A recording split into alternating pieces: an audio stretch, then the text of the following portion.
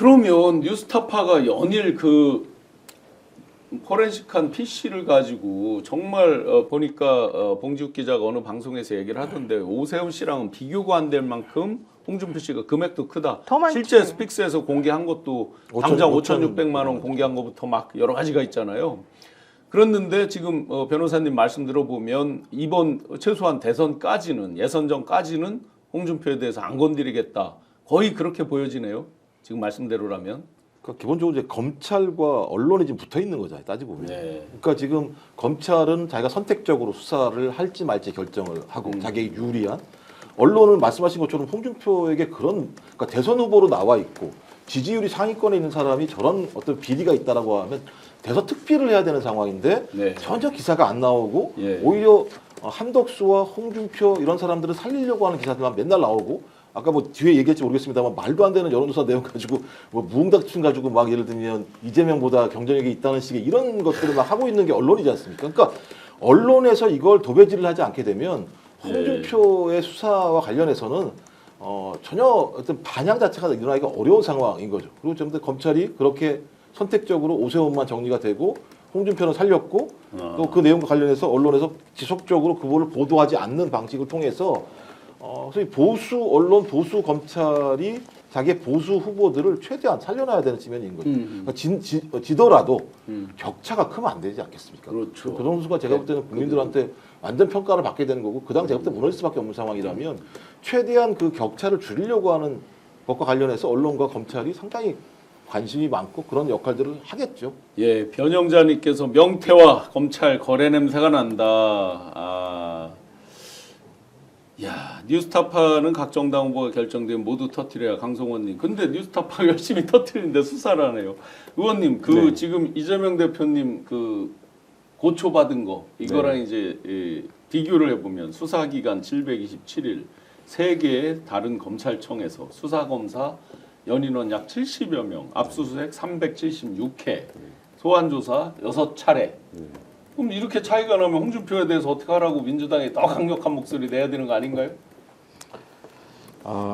네, 목소리를 저희 명태균 게이트 진상조사단에서 많이 내고 계시고요. 또 뭐 저도 목소리를 보태도록 하겠습니다. 어쨌든 범죄자 한 사람이 이렇게 나라를 좌지우지하고 그것도 뭐 검찰하고 이렇게 야합하는 것은 정말 대한민국 국격을 정말 어디까지 떨어뜨리려고 하는지 제가 모르겠습니다. 검찰도 국격을 검찰도 정치를 차려야 되고요. 물론 이제 이 전 대표님 캠프에서는 이제 부인을 했지만 성장과 통합이라는 곳에서 지금 공수처 검찰 등에 대한 개혁안 이제 언론을 통해서 지금 내어놓고 있지 않습니까? 네. 전 상당 부분 이 부분 좀 공감을 하고요.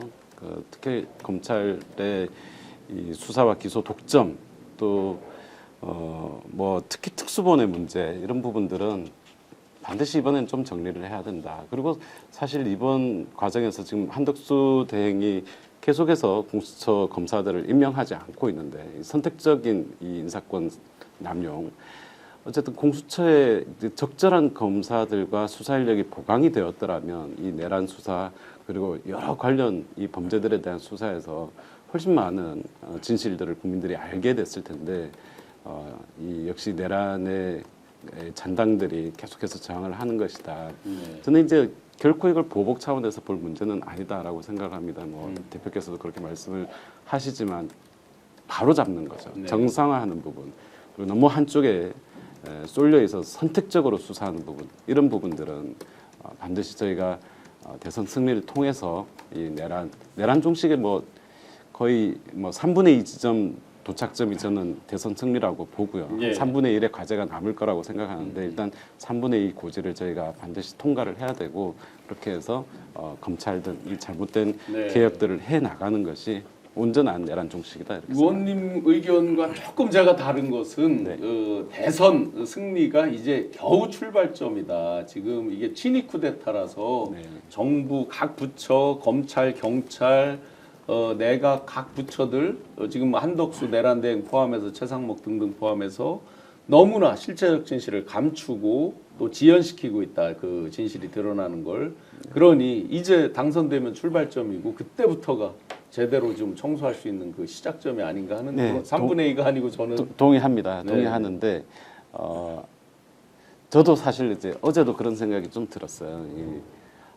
내가 또 그간 한 달여 의원회관에서 잠자고 토요일 일요일 광화문에 나가서 삭발도 하셨고. 투쟁하고 네. 삭발하고 네, 1인 시위 하면서 그 투쟁심이 불탔었었는데 내가 죽을 뻔했기 때문에 그 정도 당연하다고 생각을 했고, 그런데 그간에 또 4월 4일 이후에 내가 약간 좀 긴장이 풀어진 건 아닌가. 네.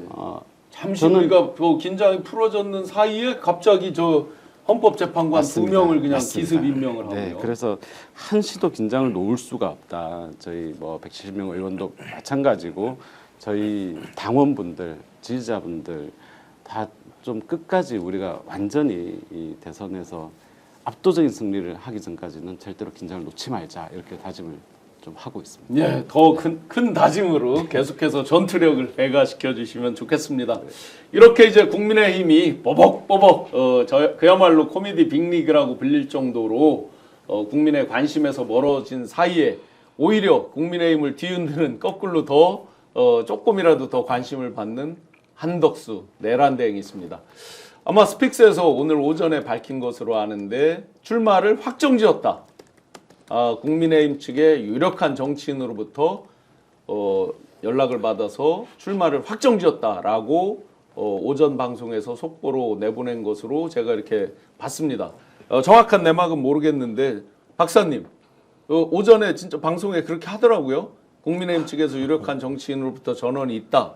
한덕수 확정적으로 출마한다고 보십니까?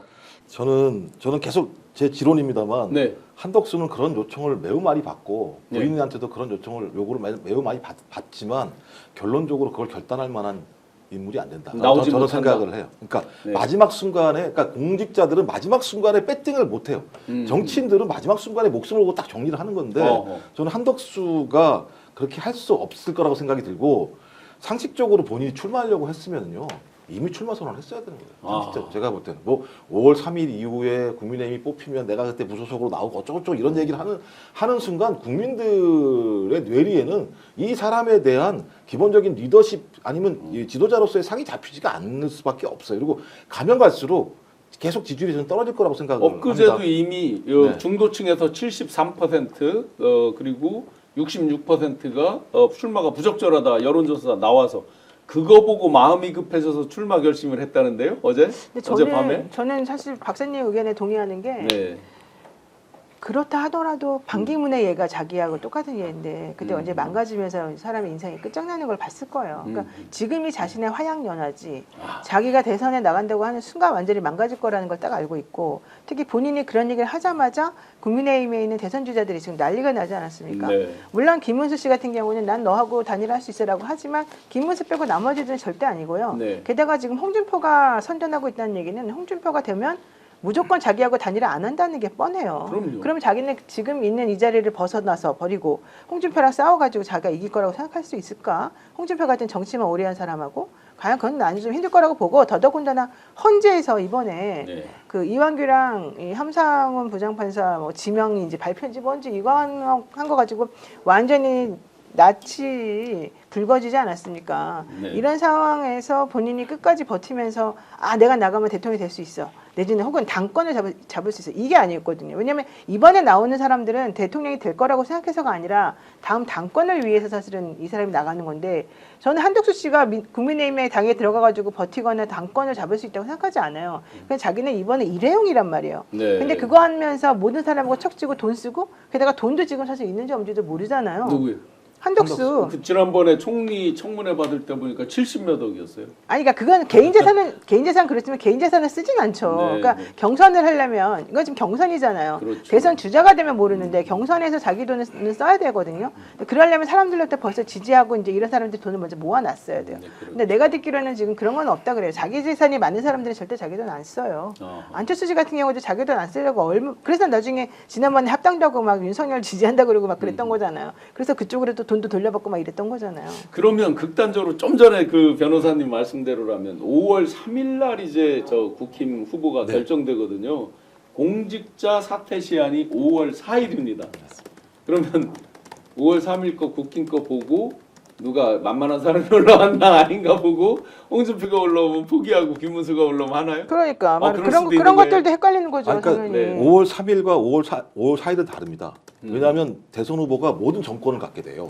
그렇죠. 뽑히는 순간. 그러네 뭐. 국힘은 그렇게 돼 그렇죠. 있어요. 지금 뭐 국민의힘에서 뭔 얘기해서 아무 상관없어요. 그러니까 예, 대선 예. 후보가 나와서 야 나 안 해. 그럼 예. 못 하는 거예요, 실제적으로. 맞습니다. 저 그러려면 한덕수가 적어도 다음 주라도 출마 선언을 하지 않으면 네. 제가 볼 때 기회가 없을 거라고 생각을 하는 아, 거예요. 그런 또 그게 있네. 예를 들어 국힘 후보가 나 경선 안 해 하면 한덕수는 사실상 출마에도 의미가 없죠.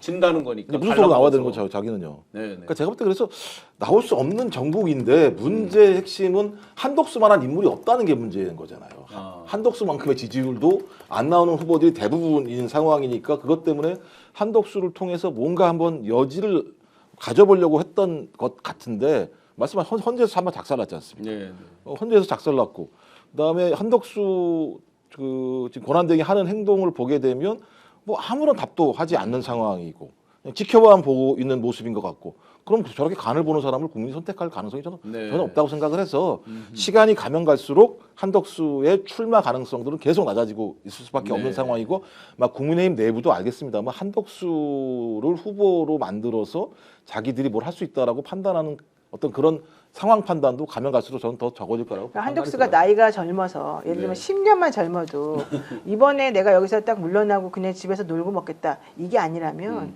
통상적으로는 내가 이번에 이거 국무총리 끝나고 난 다음에 내가 감옥에 가지 않는다 하더라도 어쨌든 내가 나를 살릴 수 있을 만한 뭔가를 가져야 된다라는 생각을 당연히 할 것이고 그렇게 되려면 결국 할 수 있는 건 정치라고 생각하겠죠. 이제 관료는 더 이상 안 될 테니까. 네. 그런 의미에서라면은 제가 만약에 한덕수 이거 10살이 더 어린 사람이고 그렇다고 한다면 전 당연히 이제 나갑니다. 이게 되게 좋은 기회잖아요. 네. 그렇지만 저 사람은 지금 나이가 80을 바라보는 나이예요. 이번에 기회가 뭐 어떻게 됐을지 모르겠지만 자기 인생이 이제 완전히 유종의 미리 거둔이 아니냐 이제 이거에 기로에 서 있는 건데 지금 여기서 안 됐을 경우 다음에 당권 잡아서 정치를 계속 할 수 있는 상황이 아니라는 게 뻔한데 네. 과연 그렇게 어리석게 그 행동을 할 것인가? 게다가 이 사람은 정치를 했던 사람이 아니라 관료를 오래 했던 사람들이고 네. 말한 것처럼 관료를 오래 한 사람들은 되게 간을 많이 봐요. 그리고 죄송하지만 되게 쫄보예요. 그래서 네. 현실적으로 그런 걸 과감하게 베팅하는 능력은 제가 보기엔 박지원 없다고 의원께서 봐요. 친구라고 하면서 쫄보라고 하시더라고요. 근데 물론 여기서 변수는 그 와이프가 한다는 그 주술과 무속의 힘이겠지. 네. 근데 주술과 무속의 힘이 사실 김건희만큼 주술과 무속의 힘을 잘 이용했던 사람이 없는데 네. 그 사람들이 망한 걸 봤잖아요. 근데 음. 나는 그걸 보면서도 아 우리 와이프가 하는 주술과 무속의 힘을 나 믿어야지. 과연 이럴까? 그건 좀 X. 그 퀘스천 용한 맞고요. 사람을 잘못 골라서 그렇다고 또 생각. 오늘 방송 어떠셨습니까? 마음에 들었다면 구독, 좋아요로 스픽스를 응원해 주십시오. 여러분들의 구독, 좋아요는 가장 큰 힘이 됩니다. 스픽 구독, 좋아요.